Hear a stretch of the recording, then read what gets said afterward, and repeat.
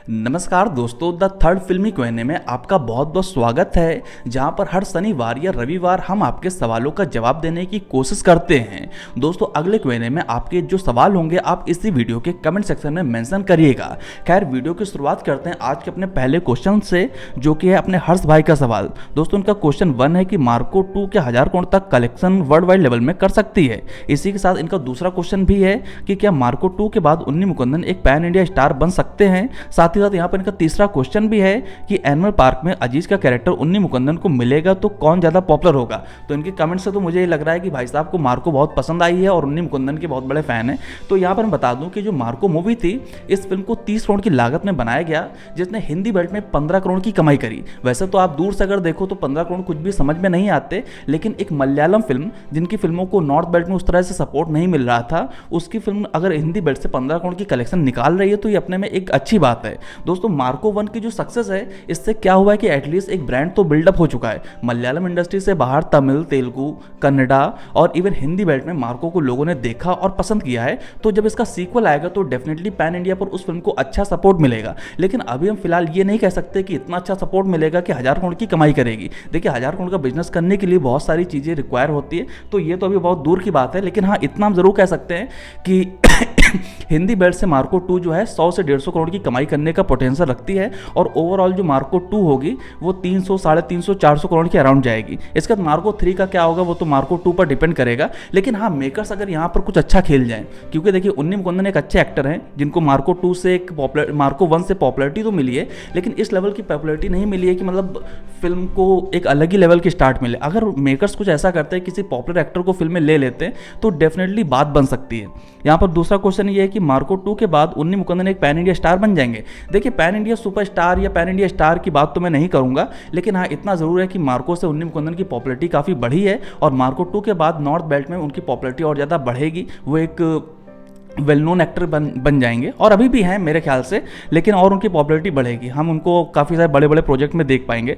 इसके बाद animal park में अजीज का कैरेक्टर उन्नी मुकुंदन को मिलेगा। देखिए, इस क्वेश्चन का तो मैं सोचता हूँ कि इसका तो जवाब कुछ नहीं हो सकता, क्योंकि हम सभी को मालूम है कि रणवीर कपूर ही नजर आएंगे और मुझे लगता है कि वही उस कैरेक्टर की अच्छी चॉइस हो सकते हैं। खैर, दूसरा क्वेश्चन अपने विपिन पांडे भाई का है। विपिन पांडे भाई का कमेंट मैं पिछले 2-3 सालों से लगातार पढ़ रहा हूँ, तो धन्यवाद विपिन पांडे भाई चैनल के साथ हमेशा बने रहने के लिए।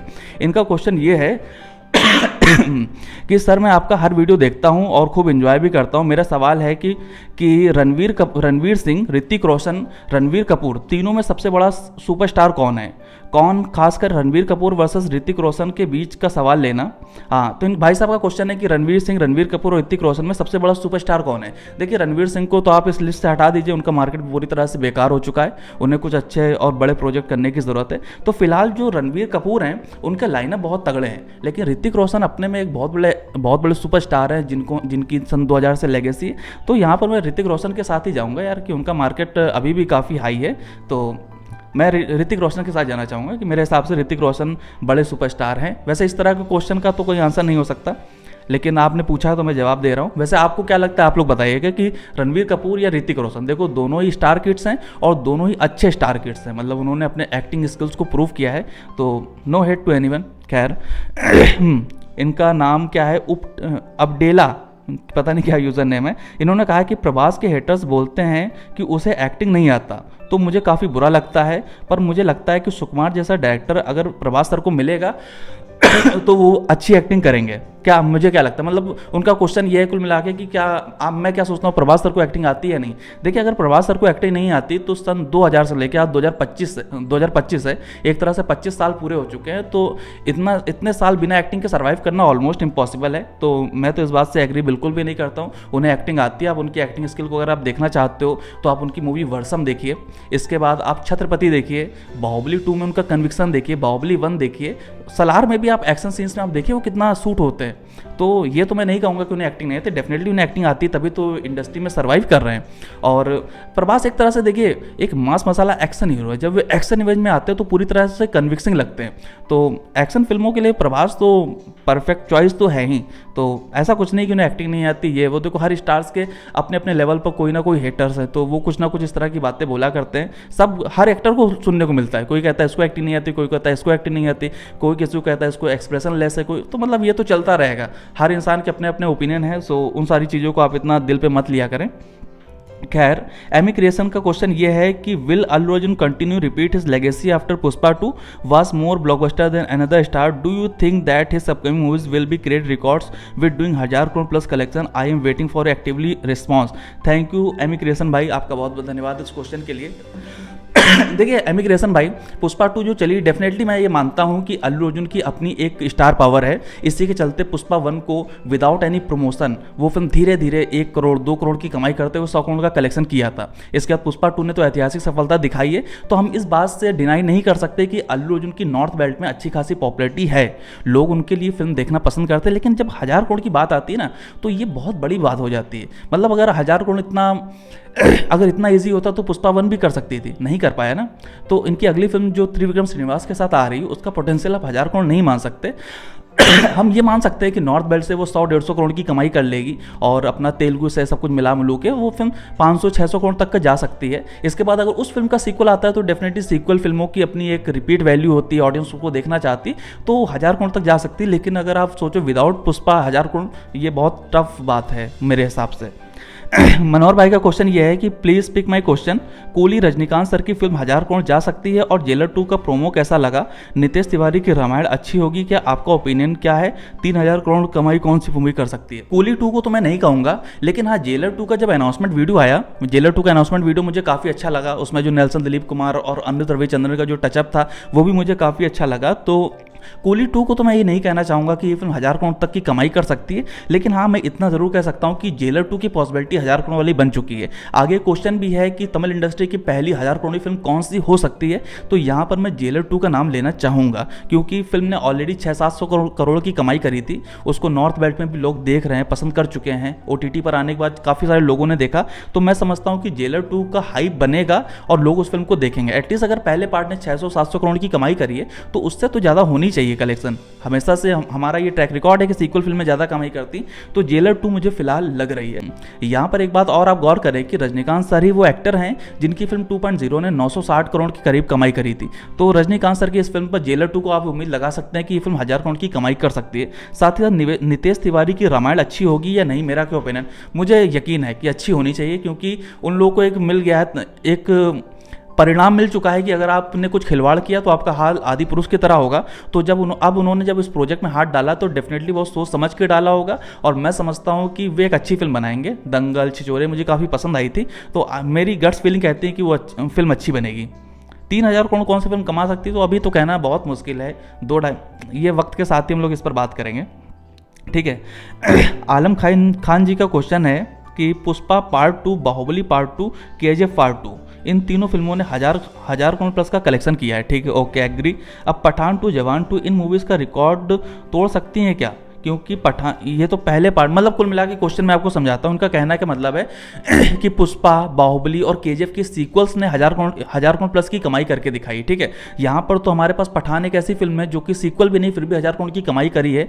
तो जब इसका सीक्वल आएगा तो क्या ये 1000 करोड़ या फिर इन फिल्मों का रिकॉर्ड तोड़ पाएंगे? डेफिनेटली मुझे लगता है कि हाँ, पठान 2 अगर जब आएगी तो वो बहुत अच्छा परफॉर्म करेगी, जिसका बॉक्स ऑफिस 1500 से 1600 करोड़ तक पहुँचेगा।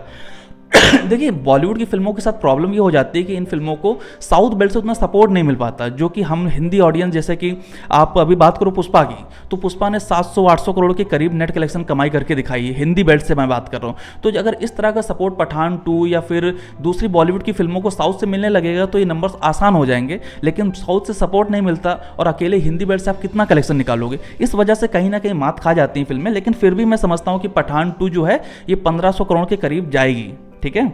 इसके बाद अपने क्या नाम भाई का, तीना कल्याणी, इनका क्वेश्चन ये है कि भैया जेलर 2 इस साल रिलीज हो जाएगी क्या, और थलापति 69 कब तक रिलीज होगी? देखिए जेलर 2 की अगर हम बात करें तो अभी तो उसका अनाउंसमेंट वीडियो आया है, ठीक है। रजनीकांत सर की अभी कूली फिल्म आनी है जो कि लोकेश कनगराज के साथ है, तो वो आप ये मान के चलिए वो 2025 में आएगी, और जेलर 2 को आप ये मान के चलिए 2026 में आएगी। थलापति 69 को मेरे ख्याल से इसी साल आना चाहिए। इसके बाद MRJL4027 इनका यूज़र नेम है।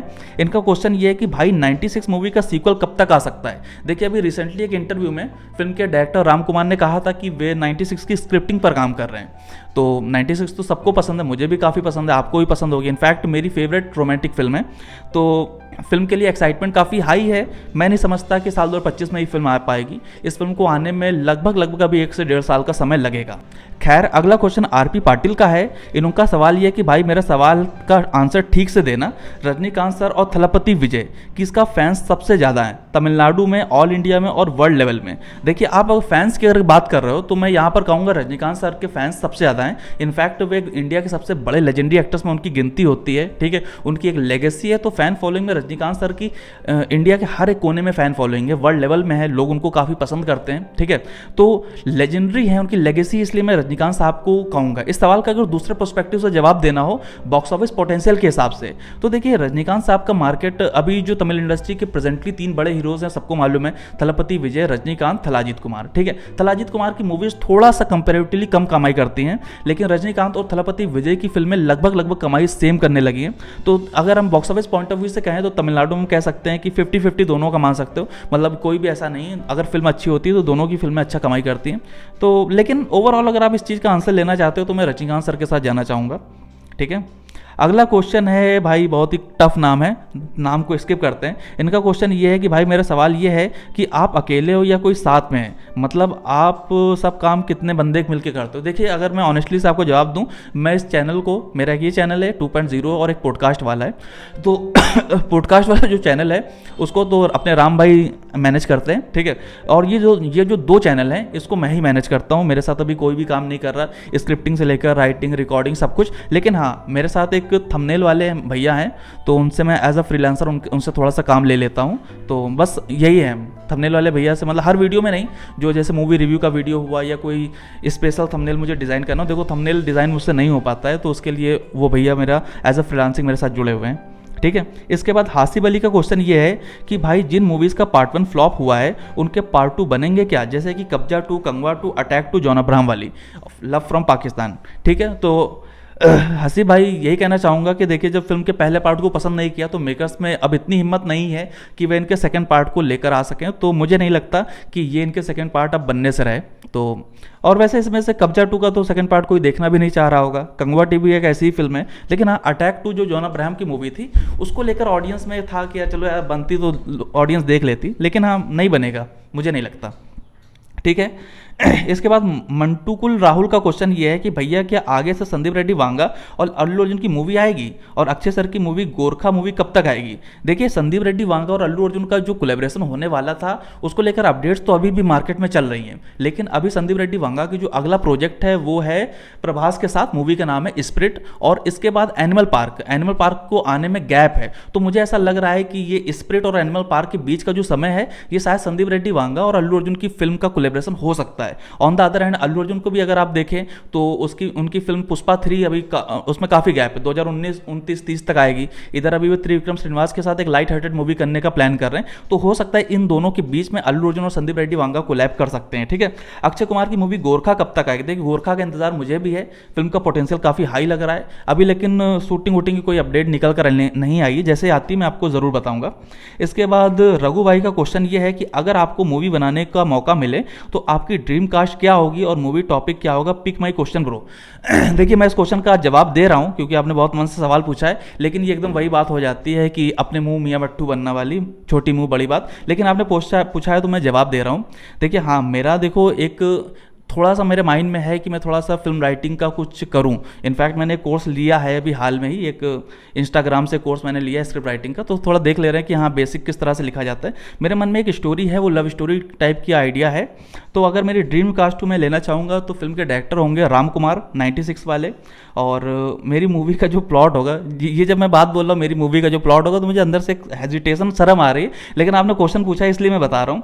तो अगर देखिए मेरी मूवी का जो कॉन्सेप्ट है उसमें एक टीन एज बॉय से लेकर एक यंग बॉय तक की कहानी हो सकती है। ठीक है, तो अगर मैं ऐसा सोचता हूँ कि मैं ऐसे माइंड में डाल रहा था तो ये बात, तो मुझे ऐसा लगा बॉबी देओल का जो देओल बेटा है, आर्यमन देओल यही नाम है शायद, है ना, उसको लेकर, और ये 96 वाला जो डायरेक्टर है उनको लेकर एक स्वीट सी लव स्टोरी मेरे पास कहानी अच्छी है, मुझे ऐसा लगता है, हर कहानी तो सबको अच्छी लगती है। तो एक मेरे पास ये कॉन्सेप्ट है, और दूसरा कॉन्सेप्ट थोड़ा सा अगर आप गैंग्स ऑफ वासेपुर और पंचायत को मिक्स कर दो तो उस थोड़ा रियल लाइफ से मैंने इंस्पिरेशन लेकर मेरे माइंड में कुछ आइडिया है, तो उसके लिए मेरे मन में आइडिया आता है नाना पाटेकर साहब का, कि उसमें नाना पाटेकर हो। फिलहाल ये जो मैंने आपको बातें बोली इसको ज़्यादा सीरियसली ना लें, क्योंकि मुझे भी नहीं लगता है कि सब कुछ कभी पॉसिबल होगा। खैर, किरण केंद्रे जी का क्वेश्चन ये है कि sir, why does the Malayalam industry not releasing their movies on pan India level, their movies are working awesome on OTT। Definitely अगर आप मुझसे आज की तारीख में पूछो कि आपको कौन सी मूवी सबसे ज़्यादा देखनी पसंद है, तो मैं बिना किसी डाउट के मैं कहूँगा मलयालम मूवीज़। मुझे मलयालम मूवीज़ को देखने में एक अलग ही सुकून महसूस होता है। ठीक है, OTT पर जैसे ही मलयालम मूवी आती है मैं सबसे पहले मलयालम मूवीज़ देखता हूँ।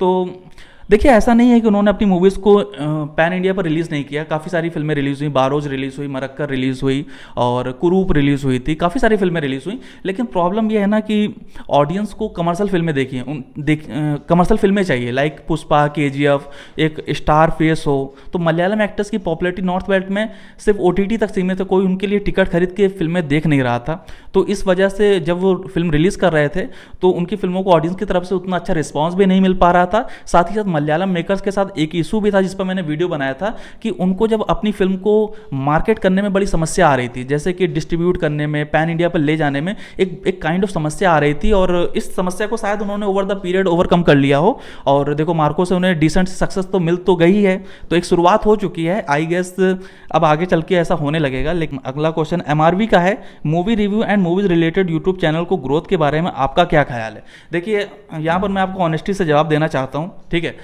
आज की तारीख में मूवी रिव्यू चैनल को ग्रोथ करना बहुत टफ है, मैं आपको ऑनेस्टी से बता रहा हूँ। लेकिन मैं आपको एक तरीका भी दे रहा हूँ, अगर आप ऐसा करते हो तो मैं समझता हूँ कि आप मूवी फील्ड में कुछ कर पाओगे। देखिए, आप अगर ये सोच रहे हो, देखिए मेरा ओपिनियन है, आपके थॉट्स प्रोसेस अलग हो सकते हैं। मेरा ये मानना है कि अगर आप एक मूवी रिव्यू चैनल खोलने की बजाय आप एक इंडस्ट्री बेस्ड चैनल खोलें। सपोज दैट आप नॉर्थ से हो, ठीक है, अब हिंदी डब फिल्मों की बात करो तो नॉर्थ से ही हो गए, ठीक है। तो आप अगर क्या करो, आप Kannada specific, Malayalam specific, Telugu specific, Marathi specific, Assamese specific, मतलब एक रीजनल को पकड़कर अपना एक मूवी चैनल बनाते हैं।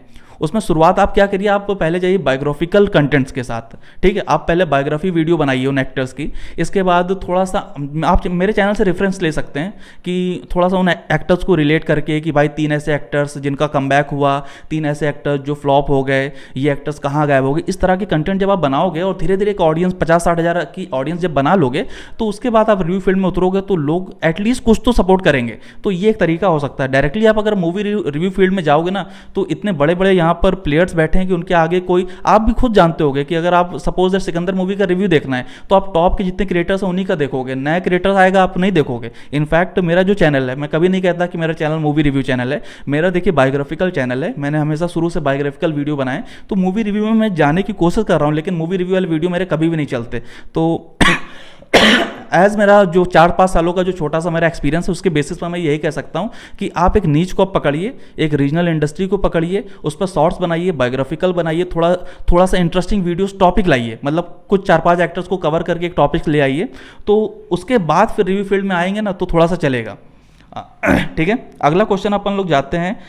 टीना कल्याणी जी का क्वेश्चन है कि भैया क्या सिकंदर मूवी सलमान खान की कमबैक फिल्म बनेगी। डेफिनेटली बनेगी। मुझे इस फिल्म को लेकर पूरी गट फीलिंग 100% आ रही है कि ये फिल्म चलने वाली है, और इसका रीज़न ये है कि AR मुर्गदास हैं। AR मुर्गदास कोई मतलब ऐसे डायरेक्टर नहीं है जो मतलब बिना किसी कंटेंट के सलमान खान के पास पहुंच गए हों। उनके पास टॉपिक अच्छा होगा और ये फिल्म चलनी चाहिए, और इस फिल्म में वो सब कुछ है जो हम लोग सलमान खान की सर की फिल्मों से शिकायत कर रहे थे कि यार ये रीमेक करते हैं, ये यहाँ पर बेरोजगार योजना को बढ़ावा देते हैं। तो ऐसा कुछ भी यहाँ पर आपको नहीं देखने को मिल रहा। एक प्योर सलमान खान की जो बजरंगी भाईजान, सुल्तान टाइप की फिल्में थी, उसी तरह से यहाँ पर ये फिल्म जो है डायरेक्टर को सौंप दी गई है। डायरेक्टर किस तरह से काम लेते हैं वो देखना इंटरेस्टिंग होगा। खैर, अगला क्वेश्चन सोनू कुमार जी का है कि क्या सच में सलमान खान और कमल हसन एक साथ एक मूवी में काम करेंगे जिसे डायरेक्ट करेंगे एटली कुमार। हाँ देखिए, इसकी मतलब अपडेट तो काफ़ी स्ट्रांग निकल कर आई थी, काफ़ी ट्रस्टेड प्लेटफॉर्म से ये न्यूज़ निकल कर आई, तो इस बात में मतलब एक वजन तो है। डेफिनेटली सलमान खान सिकंदर के बाद एटली कुमार के साथ कोलैब करने वाले हैं, जहां पर कमल हसन भी होंगे, और दोनों सुपरस्टार्स जब एक साथ नजर आएंगे तो फिल्म को, अभी तक क्या होता है बॉलीवुड की फिल्मों को साउथ में सपोर्ट नहीं मिलता,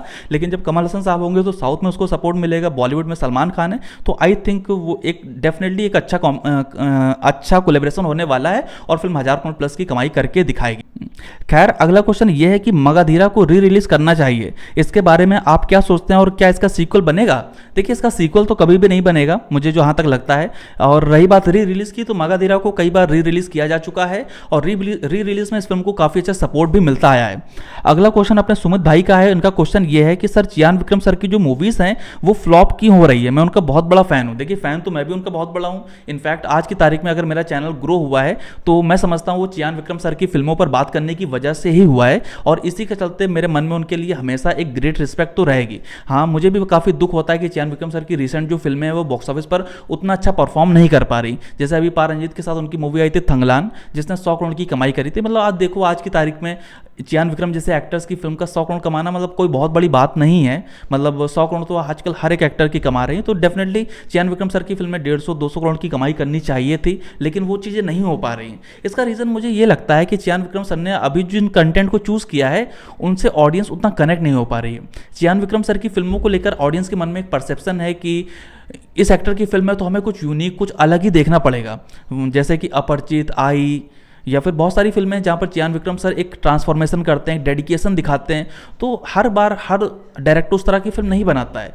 एक माइंड में ऑडियंस के बैठा है कि हमें इन एक्टर की फिल्म में कुछ अलग देखने को मिलेगा, तो उन्होंने एक एक्सपेक्टेशन बना रखी है और जब वैसा कुछ नहीं हो रहा है तो ऑडियंस उस चीज़ को एक्सेप्ट नहीं कर पा रही। मुझे ये कमी लग रही है और मैं चाहता हूँ कि चियान विक्रम सर अपनी अच्छी सी वापसी करें, किसी अच्छे डायरेक्टर के साथ काम करें। और इनकी जो मूवी आ रही वीरा धीरा सूरन, मुझे ऐसा लगता है ये एक सही डिसीजन है। सही डिसीजन इन द सेंस, देखो आज की तारीख में 150-200 करोड़ कमाना बहुत बड़ी बात नहीं। अगर आप एक नॉर्मल सी फिल्म भी ला रहे हो महाराजा टाइप, जिसको 60-70 करोड़ में बना लिया जाए, 150-200 करोड़ की कमाई कर लेती है तो फिल्म चल जाती है। और वीरा धीरा सूरन जो है वो मुझे उसी टाइप की लग रही है कि एक लो बजट फिल्म है जिसको मतलब बहुत चैलेंजिंग फिल्म नहीं। जैसे थंगालन के केस में क्या हो गया था कि फिल्म बहुत चैलेंजिंग थी, वो हर ऑडियंस के लिए नहीं थी, वो उन्हीं ऑडियंस के लिए थी जो सिनेफाइल्स है, जिनको थोड़ा सा अलग तरह की फिल्में देखनी पसंद है, उनके लिए वो फिल्म थी। लेकिन वीरा धीरा सूरन जो है वो एक कॉमन ऑडियंस के लिए है। अगर उसकी फिल्म में कहानी में अच्छा हुआ, अभी फिल्म के टीजर ट्रेलर से लग रहा है कि एक रात की कहानी है, तो कॉन्सेप्ट मुझे अच्छा लग रहा है, तो चलनी चाहिए। इस फिल्म को लार्जर ऑडियंस एक्सेप्ट करेगी। लेकिन अभी जो थंगालन आई थी या कुछ और फिल्में रही तो उनकी ऑडियंस बड़ी डिवाइडेड थी, बहुत लिमिटेड ऑडियंस के लिए थी, इस वजह से नहीं चली। इसके बावजूद वो कंटेंट अगर 100 करोड़ की कमाई कर रहा तो अपने में बड़ी बात है। और ये बात खुद चियान विक्रम सर ने बोली थी कि देखिए उनको भी डे वन पर मालूम था कि फिल्म बहुत ज़्यादा कमाई नहीं करेगी। अगर थंगालन जैसी फिल्म 100 करोड़ कमाई करके दिखा रही तो अपने में ही बहुत बड़ी बात है। तो ये बात मैंने एक इंटरव्यू में चियान विक्रम सर की सुनी थी। तो मुझे ऐसा लगता है जो अगली फिल्म है उसको लार्जर ऑडियंस का उसकी अपील ज़्यादा है, तो उसको लोग पसंद करेंगे, देखेंगे, ज़्यादा देखेंगे।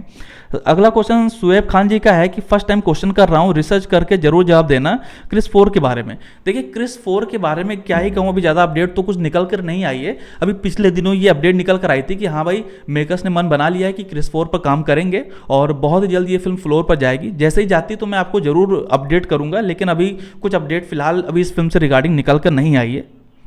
ठीक है। राय जैन का क्वेश्चन यह है कि आपने कहा था कि अल्लू अर्जुन और संदीप रेड्डी वांगा की मूवी आने वाली है, वो कब तक आएगी? आई गेस इस क्वेश्चन का मैं जवाब दे चुका हूँ। ठीक है। इसके बाद थलापति 69 का फर्स्ट लुक अपडेट और थलापति 70 का न्यू अपडेट। देखिए थलापति 69 का आपको कल की तारीख में फर्स्ट लुक देखने को मिलेगा। 26 जनवरी को फिल्म का फर्स्ट लुक रिलीज हो रहा है, तो इंतजार करिएगा, कल के दिन आपको दिख जाएगा। और थलापति 70 को लेकर अपडेट जो भी मार्केट में आ रही हैं उन पर इतना बहुत अच्छे से भरोसा नहीं किया जा सकता है, तो आप उन सारी चीज़ों को थोड़ा साइड में रखें, क्योंकि जहाँ तक मुझे लगता है थलापति 69 के बाद थलापति विजय जो है पॉलिटिक्स में जाएंगे। इसके बाद अपने मृदुल भाई का क्वेश्चन ये है कि क्या चांदनी चौक टू चाइना का sequel Chandni Chowk to Africa आएगा? देखिए चांदनी चौक टू चाइना एक ऐसी फिल्म है जो बॉक्स ऑफिस पर नहीं चली, लेकिन मुझे बहुत पसंद है। इनफैक्ट आप में से बहुत सारे लोगों को पसंद होगा, तो मैं तो मेकर्स से यही कहना चाहूँगा कि भाई आप भले इसका सीक्वल अभी ना सोचो, लेकिन एटलीस्ट इसको री रिलीज़ करो। ये फिल्म री रिलीज डिजर्व करती है। फिल्म काफ़ी अच्छी थी और इसके फिल्म के लास्ट में हमें चांदनी चौक टू अफ्रीका का एक प्रोमो दिखाया गया था। अक्षय सर इस फिल्म को अगर आप करते हो तो डेफिनेटली मुझे ऐसा लगता है कि इस फिल्म की जो लेगेसी है वो डेफिनेटली काम करेगी। भले ही फिल्म ना चली हो, एक बार फ्लॉप फिल्म का भी सीक्वल बना के देखते हैं, चलेगी। ठीक है। इसके बाद रविशंकर भाई का क्वेश्चन ये है कि क्या आमिर खान अपना कमबैक कर पाएंगे? डेफिनेटली करेंगे यार। आमिर खान को लेकर तो मैं हमेशा ही सोचता हूँ कि डेफिनेटली करेंगे। उनकी जो मूवी आ रही सितारे ज़मीन पर वो अच्छा करेगी। और आमिर खान एक इंटेलिजेंट एक्टर हैं। हो गया मान लिया कि वो जो एक मूवी आई थी अमिताभ बच्चन के साथ यशराज प्रोडक्शन में, क्या नाम था उसका, मुझे अभी देखो एकदम नाम नहीं याद आ रहा है। कैटरीना कैफ थी, ठग्स ऑफ हिंदुस्तान, हाँ ठग्स ऑफ हिंदुस्तान नहीं चली, वो तो चलो बोकस फिल्म थी, लेकिन लाल सिंह चड्ढा मुझे बहुत ज़्यादा ख़राब नहीं लगी थी, तो वो तो फिल्म टारगेट हो गई। तो ये जो आएगी सितारे ज़मीन पर चलेगी, पक्का चलेगी। इसके बाद लाल बिलाजी का क्वेश्चन ये है कि भाई मेरा सवाल ले लेना, एनिमल पार्क कब तक आएगी। एनिमल पार्क को देखिए, अभी संदीप रेड्डी वांगा इस समय स्प्रिट में व्यस्त हैं, इसके बाद शायद वो अल्लू अर्जुन को लेकर फिल्म बनाएंगे, या फिर इस बीच में कोई ना कोई एक फिल्म उनकी जरूर आएगी। एनिमल पार्क जाएगी 2029-30 तक, क्योंकि रणवीर कपूर के पास भी इस समय डेट्स की प्रॉब्लम है। इसके बाद तमिल की फर्स्ट 1000 करोड़ फिल्म कौन सी हो सकती है, इसका जवाब मैं दे चुका हूँ कि तमिल फिल्म की फर्स्ट 1000 करोड़ फिल्म होगी जेलर 2। थैंक्स रमजान भाई क्वेश्चन करने के लिए।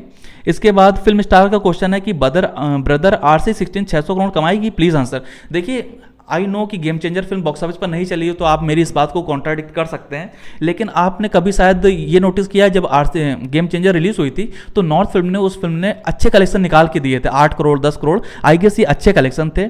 तो और तेलुगु इंडस्ट्री में तो फिल्म को रामचरण को सपोर्ट मिलता ही आया है। तो गेम चेंजर के साथ ये हुआ कि कंटेंट बहुत ज़्यादा सिमिलर हो गया पुरानी फिल्मों से, नायक से हो गया या फिर इंडियन से हो गया, हिंदुस्तानी से हो गया, इस वजह से कोई नॉवेल्टी फैक्टर ना होने की वजह से लोगों ने उस फिल्म को नहीं पसंद किया। लेकिन RC16 जो है, देखिए रंगस्थलम से रामचरण को पता चल गया है कि उनकी ऑडियंस उनसे क्या चाहती है, और टू बी ऑनेस्ट RC15 यानी कि गेम चेंजर में रामचरण की ऑडियंस उनसे जो चाहती है वो सारी चीज़ें नहीं थी, वो एक अलग तरह की फिल्म थी। तो ये एक्सपेरिमेंट थोड़ा सा फेल हो गया, लेकिन RC16 जो है और जो सुकुमार के साथ इनकी जो फिल्म आने वाली है उनमें प्रॉपर रंगस्थलम वाली वाइब होगी, और ऑडियंस रामचरण को उस तरह के रोल में देखना पसंद करती है, ठीक है। तो तेलुगु इंडस्ट्री से उसको सपोर्ट मिलेगा, ओवरसीज से सपोर्ट मिलेगा, प्लस रामचरण की नॉर्थ बेल्ट में आप देख चुके हैं उनकी ओपनिंग, गेम चेंजर की ओपनिंग 8 करोड़ की लगी थी, तो RC16 को भी मतलब 8-10 करोड़ 12 करोड़ की ओपनिंग लगेगी, जो कि अच्छे नंबर है एक्चुअली। आई एम नमन का क्वेश्चन ये है कि rocking star Yash as Ravan your opinion. मुझे ऐसा लगता है कि ये एक बहुत ही ब्लॉकबस्टर ओपिनियन है, किसी एक्टर के लिए इससे बड़ा डिसीजन नहीं हो सकता। देखो रावण के किरदार को प्ले करना अपने में बहुत बड़ी बात है, और हम हमेशा रावण को इस वे में देखते हैं कि यार निगेटिव किरदार है, ऐसा है वैसा है, लेकिन आप ये भी तो देखो रावण है भाई, उसकी एक पौराणिक कथाओं से लेकर हर साल दशहरा मता, तो उस किरदार की स्ट्रांगनेस कितनी है, वो कितना पावरफुल कैरेक्टर है, और अभी तक इतने पावरफुल कैरेक्टर को फिल्मों में मतलब अभी तक कोई इतनी तरह से पोर्ट्रे नहीं कर पाया है। और यश की जो पर्सनैलिटी है, ऑरा है, मुझे ऐसा लगता है कि डेफिनेटली रावण के किरदार में बहुत अच्छे से शूट करेंगे। और नितेश तिवारी की जो फिल्म है ये ऐतिहासिक फिल्म बनने जा रही है, और इसके बाद यश का जो ये डिसीजन है रावण को रोल प्ले करने का, मुझे ऐसा लगता है कि ये उनके कैरियर में एक बूस्टअप ला कर देगा। ये बहुत अच्छा डिसीजन है, टोटली मतलब 100% agree with this. Yash as a Ravan perfect choice, ठीक है। इसके बाद नियॉन्स एंड BGM का क्वेश्चन ये है कि क्या कूली मूवी LCU का पार्ट होगी। देखिए लोकेश कनगराज ने क्लियरली बोल दिया है कि कूली जो है वो LCU का पार्ट नहीं है, और पार्ट मुझे भी ऐसा लगता है ऐसा नहीं हो सकता, क्योंकि फिल्म में नागा अर्जुन है, उपेंद्र है, आमिर खान है, ठीक है, और भी मलयालम इंडस्ट्री से 1-2 एक्टर्स हैं। तो इन एक्टर्स को आप LCU यूनिवर्स में कैसे फिट करोगे, चाह के भी फिट नहीं कर सकते। ये एक स्टैंड अलोन फिल्म होने वाली है, तो आप इसको स्टैंड अलोन फिल्म के तौर पर ही देखें। खैर आज का आखिरी क्वेश्चन है कि विदा मियार्ची रीमेक है क्या। देखिए विदा मियार्ची को लेकर लगातार ये कहा जा रहा है कि ये हॉलीवुड की फिल्म ब्रेक डाउन का रीमेक है। अजीत कुमार की फिल्म है जिसको थड़म फेम मगेश थिरुमनी बना रहे हैं, और फिल्म बहुत जल्द आपको थिएटर्स में देखने को मिलेगी। देखिए इसके रीमेक को लेकर लगातार चर्चाएं चल रही हैं, वो इसलिए क्योंकि इसका जो ट्रेलर निकल कर आया वो बहुत हद तक ब्रेकडाउन से सिमिलरिटीज रख रहा था, लेकिन मुझे ऐसा नहीं लगता कि ऐसा होगा।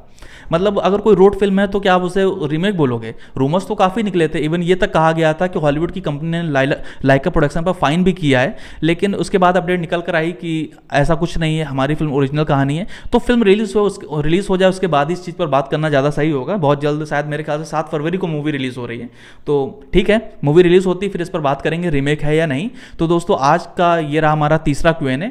आपको हमारा ये वीडियो कैसा लगा आप नीचे कमेंट सेक्शन में ज़रूर बताएं, और वीडियो में अगर आप यहाँ तक बने हैं तो इसके लिए आपका बहुत बहुत आभार। और अगले Q&A में आपके क्या क्वेश्चन होंगे आप नीचे कमेंट सेक्शन में ज़रूर लिखिएगा। आपका बहुत बहुत धन्यवाद।